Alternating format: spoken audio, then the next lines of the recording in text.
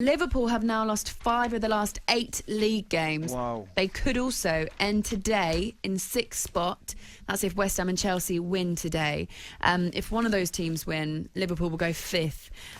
Very tight, actually, just below them.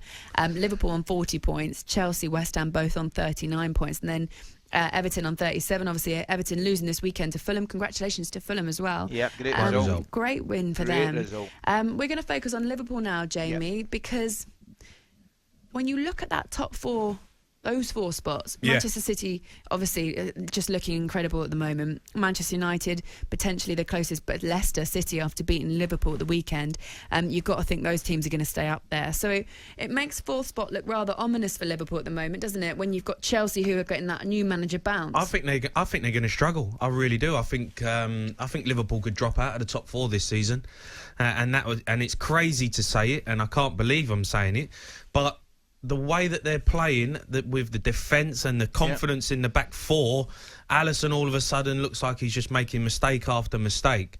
They've lost that invincibility that they had as a team. And I look at Chelsea, and I think with the new manager coming in and the way they're getting results and the way they're playing and the squad they've got, I think Liverpool are going to end up out of the top 4 this season. I really do. Jamie, it's unbelievable. I'll hit you. I did the game on Saturday, as you know, with Sky, and I couldn't believe some of the statistics. I mean, after the game, that's them lost, as Woodsy said, 5 of the last 8 games in the Premier League. It's crazy. Prior to that, they'd lost 4 of their last 71, right, which is unbelievable, right?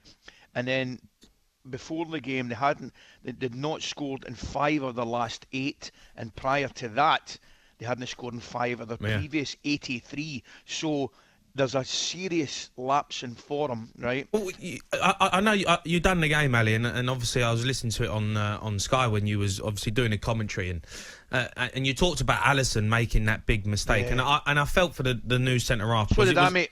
Because it was Alisson's fault. But the problem is, and then what you're seeing at the moment with Liverpool is there's just no cohesion at the back, is there? There's no sort of players when Van Dijk's there, every single player knows their role when he's around them. You know, like they know where he's going to be, they know how he's going to play.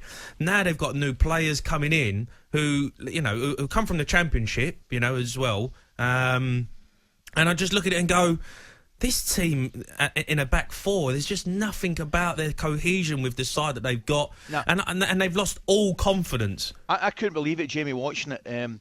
As I said, I thought they played with Neil Miller on earlier on, and I thought they looked good. I promise you, they looked good for about. I watched the game. Salah's goal was fantastic. Excellent goal, great skill for Firmino, excellent, and they played well. They were good without the ball. They were good with the ball, and then when they lost that first goal, mate, the second goal's a shambles. Yeah. The third goal, they give the ball away in the middle of the park. Alexander-Arnold's out of position, and it's one pass through to Barnes. Just one pass. Yeah. It was unbelievable how they collapsed. They had a calamitous 10 minutes defensively. You know what it is as well, Ali? What I've realised is now teams have done their homework on Liverpool with the back 4, and they go, without Van Dijk, Robertson and Trent could play so high up the pitch because you could leave Van Dijk 1v1. 1v1. And he would deal with it. He took responsibility. He was a leader, and that's why it allowed Robertson and Trent to play so high up. Now, when they give the ball away, Liverpool in midfield, and they're giving it away more than they normally would,